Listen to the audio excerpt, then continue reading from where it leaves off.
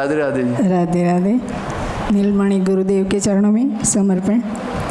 मेरा एक प्रश्न है कि मेरे गुरुवर हैं पंडित श्री राम शर्मा आचार्य युग दृष्टा, उनको मैंने पहले से प्यार, वो उसने मुझे इतना आनंद और प्यार दिया है। तो आप बोलते हैं श्री कृष्ण सब कुछ है, तो क्या मैं गायत्री मंत्र और गुरुदेव को समर्पित रह सकती हूँ या श्री कृष्ण के शरण में जा सकती हूँ? देखिए, जो फल आपको चाहिए, अब जिसको जो प्राप्त करना हो उसके पास जाए। श्री कृष्ण प्रेम के खजांची हैं। हाँ। तो अगर दिव्य प्रेम चाहिए तो श्री कृष्ण की शरण में जाना पड़ेगा, और कहीं से दिव्य प्रेम तो मिलेगा नहीं। देखिए, 3 चीज़ें होती हैं, एक इष्ट, एक गुरु, एक उपासना। तो जिस इष्ट में हमारे मन का लगाव हो उसको हम इष्ट बनाए। एक ही इष्ट होना चाहिए। उसी प्रकार एक ही गुरु होना चाहिए, स्पिरिचुअल गाइडेंस देने वाला। 2 गुरु होंगे तो मतभेद हो जाएगा, आप लोगों की बुद्धि खराब हो जाएगी। तो एक ही को, जिसको आप समझते हैं, जिस इष्ट से आपका प्यार है, हाँ, उसकी जो साधना बताए, हाँ, ऐसा कोई महापुरुष आपको ढूंढना है, उसको गुरु मानना। और तीसरी, उसी की बताई गई साधना करनी है, अन्य आप सुनेंगे और कंफ्यूज हो जाएंगे।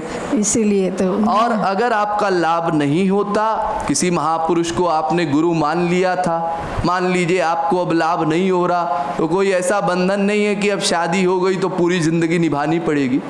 ये मानव देह बड़ी मुश्किल से मिलता है, भगवान ने कृपा करके दिया है, तो इसको नष्ट करने के चक्कर में नहीं पड़ना है। आपकी भावना नहीं बन रही है, उस गुरु से आपका लाभ नहीं हो रहा, अगर वो महापुरुष भी हो तो भी हाथ जोड़ लीजिए, और जिससे भावना बन रही हो उसको गुरु मान लीजिए। अगर वो सच्चा महापुरुष है तो कभी भी क्रोधित नहीं होगा, क्योंकि वो केवल इतना चाहता है कि सब जीव श्री कृष्ण से प्यार करें।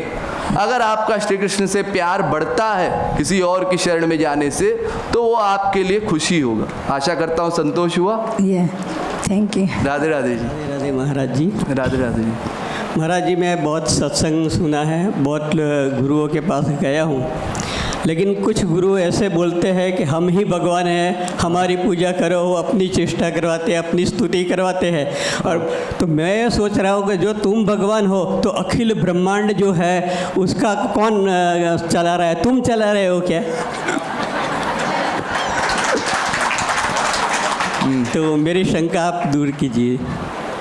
अब ये तो जगत गुरु शंकराचार्य की गड़बड़ी है, हम ब्रह्मस्मि का वो सिद्धांत कह गए। नहीं, सही है। तो परेशान होने वाली बात नहीं है। जो ऐसा कह रहा है अपना पतन करेगा, आप क्यों परेशान हैं?